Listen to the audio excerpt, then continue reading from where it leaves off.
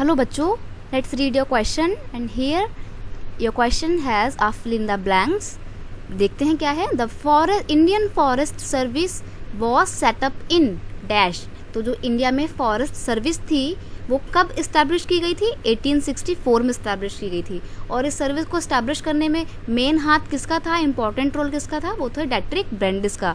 और डेट्रिक ब्रेंडिस कौन थे? डेट्रिक ब्रेंडिस एक जर्मन एनवायरमेंटलिस्ट थे. आगे जाकर डेट्रिक ब्रेंडिस ने ही इंडियन फॉरेस्ट एक्ट ऑफ 1865 को बनाने में बहुत इंपॉर्टेंट रोल प्ले किया था.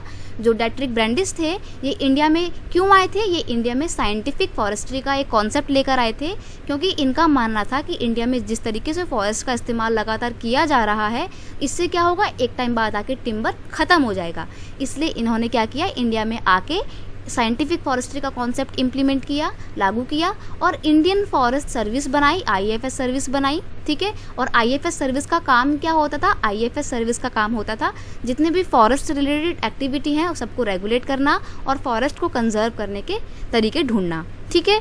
और जो आगे जाके जो एक्ट था इंडियन फॉरेस्ट एक्ट ऑफ 1865, इसको जो है दो बार अमेंडमेंट भी किया गया, यानी कि 2 बार इसमें चेंजेस लाए गए, 2 बार इसको संशोधित किया गया. कौन कौन से संशोधन थे? पहला जो था वो 1878 में लाया गया था और इसमें क्या गया था, फॉरेस्ट को 3 कैटेगरी में डिवाइड कर दिया गया था. ठीक है. तो मैं लिख देती हूँ यहाँ पे, forest were divided into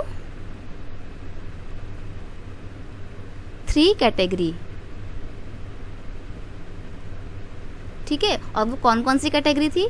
first category थी रिजर्व फॉरेस्ट, एक थी आपकी प्रिजर्व फॉरेस्ट और एक थी आपकी विलेज फॉरेस्ट. ठीक है. तो जो आपके सबसे फर्स्ट पोर्शन जो था ना रिजर्व फॉरेस्ट, यहाँ पर ट्राइबल्स लोगों को एंट्री नहीं मिलती थी. ठीक है. बाद में 1927 में भी एक अमेंडमेंट किया जाता है और अभी रिसेंट में ही 1980 के टाइम पे इसमें एक तीसरा अमेंडमेंट भी किया गया है, जिसमें क्या कहा गया है, उसमें बैम्बो जो है ना, बैम्बो उसको अब ग्रास की कैटेगरी से हटा के प्लांट कैटेगरी में ऐड कर लिया गया है. क्यों? क्योंकि लोग क्या करते थे, बोलते थे कि ग्रास काटने पे तो रोक नहीं है, तो वो लोग बैम्बो को लगातार काट रहे थे. फिर गवर्नमेंट ने सोचा कि ये तो बहुत गलत है, ऐसे तो जो बैम्बो है वो उसकी प्रजाति एक तरीके से एक्सटिंक्ट हो जाएगी. इसलिए गवर्नमेंट ने जो बैम्बो है अब उसको भी एक तरीके से प्लांट की कैटेगरी में रखा है और उसको अब ग्रास कैटेगरी से हटा दिया गया है. हालांकि आपको इतना ज़्यादा गौर करने की ज़रूरत नहीं है, क्योंकि जो आपका 3rd अमेंडमेंट है वो इतना ज़्यादा आपकी बुक में नहीं दिया हुआ है.